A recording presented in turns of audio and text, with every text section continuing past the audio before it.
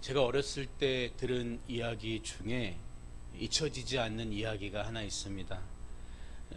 1960년대 프랑스 금융시장 변동으로 당시 억만장자였던 자케퐁이라는 사람이 막대한 피해를 입고 재산이 10만 달러로 줄어들게 됩니다. 그로 인해 자케퐁은 충격을 받아서 심장마비로 사망해버리죠.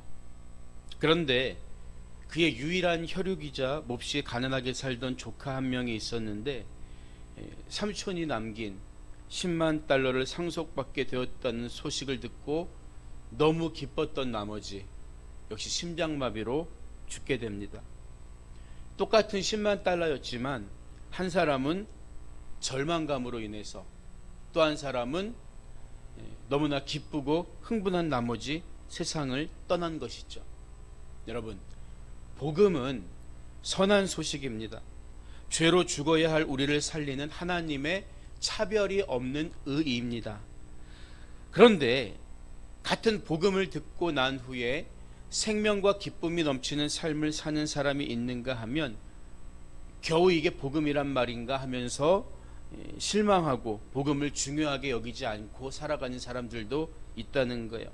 마치 재산이 10만 달러밖에 남지 않았다는 말을 듣고 쇼크로 사망했던 억만장자처럼 복음을 그저 이 땅에서 나를 성공시켜주는 도깨비 방망이 정도로만 이해하기 때문이겠죠.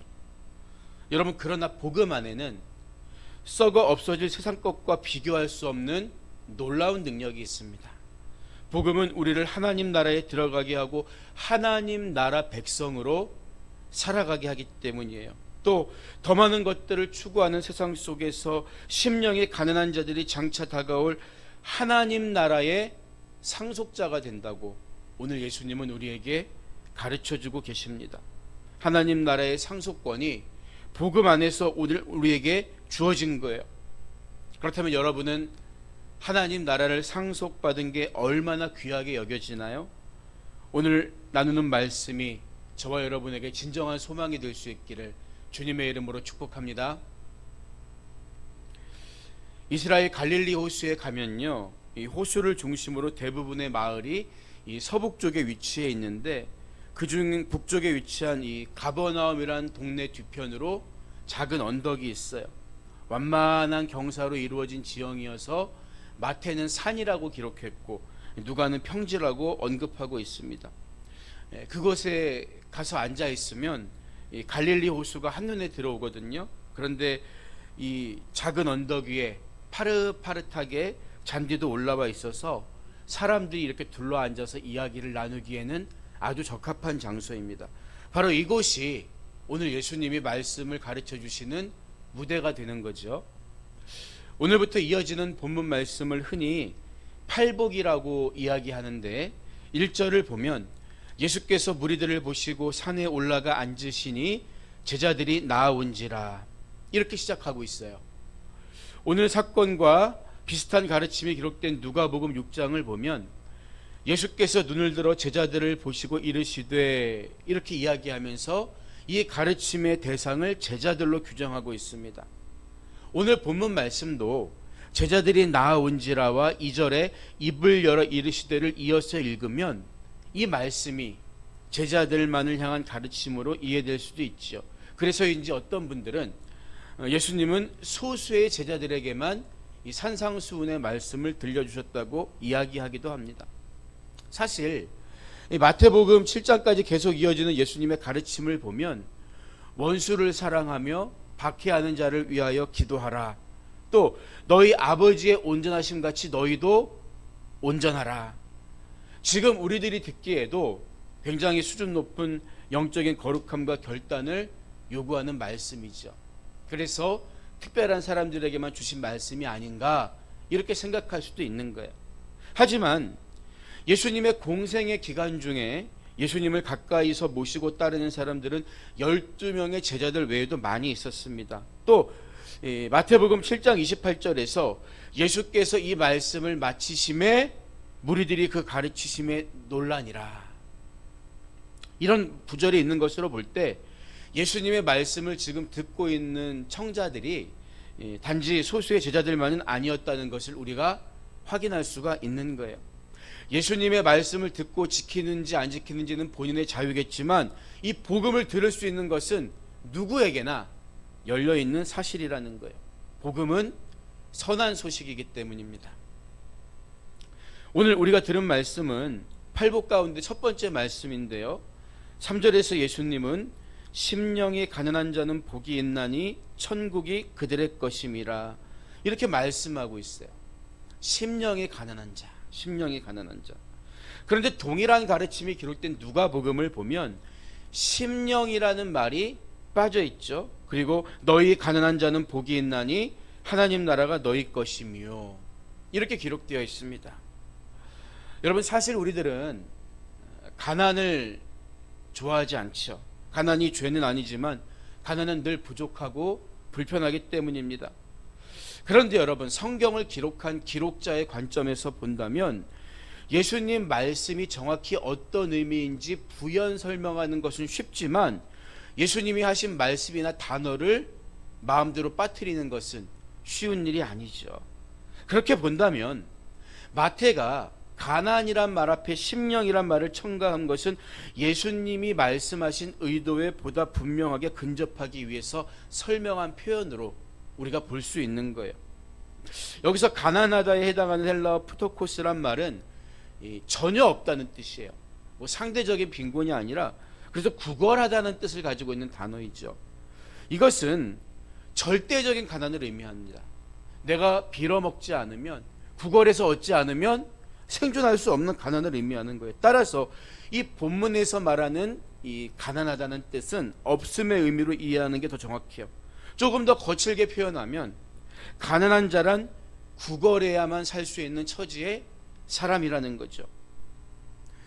여러분, 우리 심령 속에 천국에 들어갈 수 있는 조그만한 의라도 없다는 사실을 인정한다면 천국은 이처럼 가난한 자, 곧 구걸하는 자의 것이라는 예수님 말씀이 조금 이해가 되죠.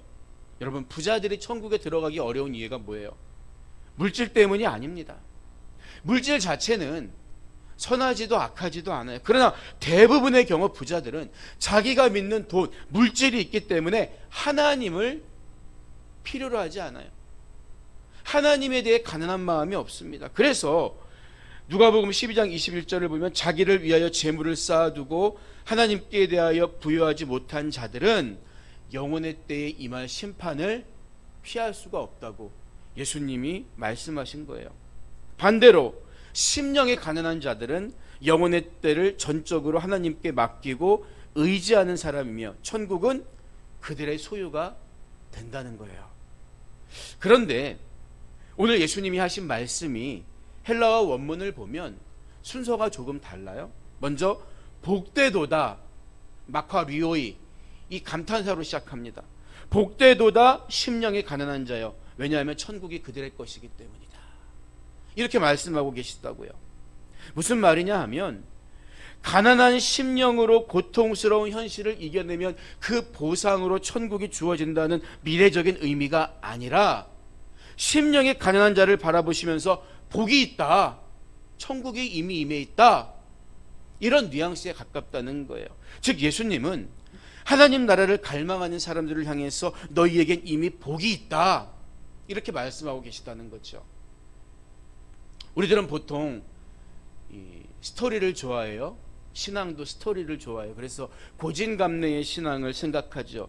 이를 악물고 세상을 견디다가 죽어서 갈 천국을 상상하곤 하는데 예수님 보시기에는 그게 아니라 심령이 가난한 사람들, 하나님 나라를 갈망하는 사람들은 이미 복이 있다, 너희들은 이미 복을 누리고 있는 사람들이다, 이런 의미라는 거죠. 이해가 됐어요? 그래서 우리가 잘 아는 시편 1편의 말씀은 복 받은 사람의 이야기가 아니라 복 있는 사람의 이야기로 시작되죠. 복 있는 사람은 악인의 꾀를 쫓지 않고 죄인의 길에 서지 않고 오만한 자의 자리에 앉지도 않습니다. 그가 악인의 꾀를 쫓지 않고 죄인의 길에 서지 않고 오만한 자리에 앉지 않았기 때문에 그 대가로 복을 받은 게 아니라 애초에 복이 있는 사람이기 때문에 그런 악한 데에 휩쓸리지 않는다는 말씀이죠. 우리나라 훌륭한 부흥사 목사님 중에 이성봉 목사님이란 분이 계세요. 목사님이 6.25 전쟁이 일어나던 주간에 목포에서 부흥회를 인도하고 계셨는데 인민군들이 파죽지세로 쳐들어오는 바람에 길이 끊어졌습니다. 어쩔 수 없이 목포에 머물고 있던 중에 목포까지 인민군이 쳐들어와서 목사님이 잡히게 되죠. 신문을 봤던 중에 인민군 소위가 목사라? 반동이군. 천국 하는데 당신 천국 가봤어? 다그쳐 묻죠. 그러자 이성봉 목사님은 예, 제가 저 위에 천국엔 가보지 못했지만 제 마음속에 천국이 있습니다. 이렇게 대답을 해요. 인민군 소위는 얼굴이 일그러지면서 험한 말로 부하에게 이 반동 다시 감옥에 쳐넣어 내일 직결 처분하겠어. 이렇게 이야기합니다. 하지만 그날 밤 그 소위가 조용히 목사님을 불러내서 풀어주면서 이렇게 얘기해요. 목사님, 그런 상황에서도 담담하게 천국이 마음속에 있다고 하시니 훌륭하십니다. 사실은 나도 장로 아들입니다. 제가 산에 가서 총 2발을 쏠 테니까 그때 달아나십시오. 여러분, 지금 여러분 마음속엔 천국이 있습니까? 이런 영적인 즐거움을 모르는 사람들은요, 종교는 인민의 아편이라고 이야기해요. 현실은 고통스러워 죽겠는데 내세에 대한 막연한 소망으로 아편을 맞은 것처럼 현실의 아픔을 잊고 산다는 거죠. 여러분, 그러나 그것은 예수 믿는 즐거움이 무엇인지 모르는 사람들이 하는 말입니다. 고생 끝에 낙이 온다고 믿어서 행복한 게 아니라 지금 우리 마음속에 그 천국을 소유하기 때문에 행복한 거 아니에요? 그래서 예수님은 참 복되구나 심령이 가난한 자들아, 하나님 나라는 바로 너희들의 것이다, 이렇게 말씀하고 계신 거예요. 여러분, 여기서 왜 예수님은 우리가 교리적으로 아는 것처럼 천국에 들어갈 것이다 이렇게 말씀하시지 않고 천국이 저희의 것이다, 그들의 것이다 이렇게 말씀하고 계실까요? 천국에 들어가는 것과 천국을 소유하는 것은 어떤 차이가 있을까요? 제가 초등학교 다니던 시절에 같은 반 친구 중에 아버지가 제법 규모 있는 노트회사 사장인 친구가 있었어요. 그래서 그 친구 집에 놀러 가면 항상 신기한 것들이 가득했죠. 요리를 배우셨다는 친구 어머니가 해주신 간식도 너무 맛있었고요. 이 바다 건너온 이 위제, 일제, 장난감들, 또 숨바꼭질을 하면 도무지 찾을 수 없는 넓은 정원까지 정말 천국이 따로 없었던 것 같습니다. 여러분, 하지만 놀이가 다 끝나면 어떻게 해야 돼요? 잔치집에 손님들이 한꺼번에 빠져나가듯이 놀러간 저와 친구들은 각자의 집으로 돌아가야 했던 거예요. 손님은 그런 거예요. 여러분, 하지만 우리는 천국에 손님으로 들어가는 게 아니라 하나님 자녀로 당당하게 영원히 내 집에 살려고 소유하면서 들어간다는 거예요. 그래서 예수님은 제자들에게 말씀하시기를 또 내 이름을 위하여 집이나 형제나 자매나 부모나 자식이나 전토를 벌인 자마다 여러 배로 받고 또 영생을 상속하리라, 이렇게 가르쳐 주신 것입니다. 여러분, 이 말씀은 예수님을 믿으려면 부모나 자식을 버려야 한다는 극단적인 말씀이 아닙니다. 영생을 상속받는 가장 귀한 가치를 세상의 물질, 세상의 다른 가치 때문에 포기하는 어리석은 자가 되면 안 된다는 지극히 상식적인 말씀이에요. 여러분, 우리는 원래 하나님 나라를 상속받기는커녕 하나님께 나아갈 수도 없는, 손님으로조차 갈 수 없는 그런 사람들이었잖아요. 그런데 하나님은 우리를 자녀로 회복시켜 주셨을 뿐만 아니라 귀한 하나님 나라의 상속자가 되게 해주신 거예요. 어떤 사람에게? 심령이 가난한 사람, 간절한 마음으로 그 나라를 갈망하며 겸손히 엎드리는 사람, 이런 사람들에게. 여러분, 그런데 그럼에도 불구하고 하나님 나라의 가치가 세상의 어떤 가치보다 귀하다는 이 상식대로 사는 사람들이 너무나 적어진 요즘 아닙니까? 사실 우리는 하나님 나라를 상속받는 일에 대해서 별 관심이 없을 때가 많아요. 우리가 죽고 난 후에 또는 예수님이 재림하셔서 새롭게 시작될 하나님 나라를 누리게 되는 것을 소망하는 사람도 많지 않습니다. 초대교회 성도들은 어제나 오늘이나 마라나타 하면서 주님 오시길 고대했는데 우리들은 여전히 남과 비교하면서 내게 없는 것들을 보고 불안해하고 불평할 때가 너무나 많다는 거예요. 성경의 가르침대로 믿기보다는 내 경험과 내 기준으로 믿기 때문에 하나님 나라에 대한 상속감이 없어지고 여전히 이 땅의 것이 훨씬 좋아 보일 때가 있다는 거예요. 여러분, 이처럼 하나님 나라를 상속받을 수 있는 귀한 능력인 복음이 우리 가운데 희미해져 버린 이유가 뭘까요? 모든 원인은 오늘 예수님 말씀처럼 우리 심령이 가난하지 않기 때문입니다. 여러분, 부자가 천국에 들어가기 어렵다고 했는데 실질적으로 가난한 사람은 다 심령이 가난할까요? 꼭 그렇지도 않아요. 없이 살면서 하늘의 소망조차 잃어버리고 사는 사람들도 너무나 많습니다. 또 처음 주님을 만났을 때는 가난했던 심령이 이제는 세상을 살면서 내 자아, 내 욕심, 내 생각으로 다시 부유해졌기 때문은 아니겠습니까? 처음 주님을 영접할 때는 나를 구하러 오신 주님의 그 은혜 앞에 황송해서 감사해서 몸둘 바를 몰랐는데 조금 신앙생활 하다 보니까 이제는 내 힘으로 될 것처럼 보이고 세상 것들에 대한 집착과 욕심으로 인해서 하나님 나라를 상속받을 수 있다는 가슴 뛰는 일을 잊어버린 거죠. 여러분, 예수님을 3년 동안이나 따라다녔던 제자들도 결국 심령이 새로워지지 못했기 때문에, 심령이 가난하지 못했기 때문에 여전히 더 높은 자리를 차지하려고 아웅바둥하며 다투고 있지 않았습니까? 여러분, 오늘 본문에서 심령을 의미하는 단어는 푸뉴마가 사용되었는데요, 이 푸뉴마는 굉장히 광범위하게 쓰이는 단어입니다. 성령을 의미할 때도 이 푸뉴마라는 단어가 사용되었고, 하나님이 아담에게 주신 생기를 말할 때도 쓰였습니다. 따지고 보면 여러분, 흙에 불과하던 인간이 살아 숨쉬는 생명이 된 것, 푸뉴마의 인간이 된 것은 하나님이 주신 선물이고 하나님으로부터 온 은혜라는 거예요. 처음부터 내 것이 아닙니다. 이 심령이 내가 소유하고 있는 것처럼 보이지만 내 소유처럼 주장할 수 있는 게 원래 아니라는 거예요. 따라서 우리 심령이 다시 가난해지려면 어떻게 해야 할까요? 마치 내가 내 인생의 주인 행세하면서 살아온 것을 회개해야 되는 거예요. 나는 원래부터 흙덩이에 불과했지만 하나님이 주셔서 심령도 생기고 생명이 되었고 하나님을 알 수 있는 인격체가 되었습니다. 이 마음으로 돌아가야 되는 거예요.